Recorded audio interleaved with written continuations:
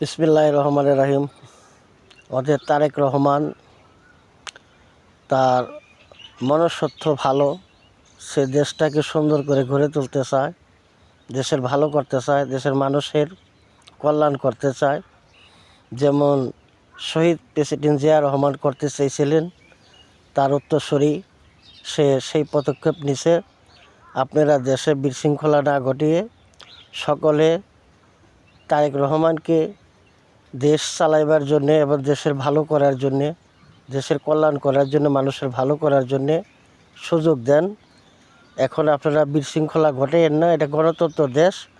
সে যদি ভালো কাজ না করে, মানুষের ভালো না করে, দেশের ভালো না করে, পরে তার বিরুদ্ধে আপনারা কথা বললেন।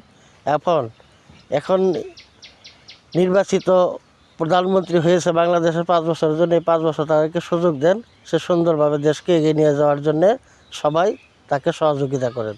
ধন্যবাদ সবাইকে।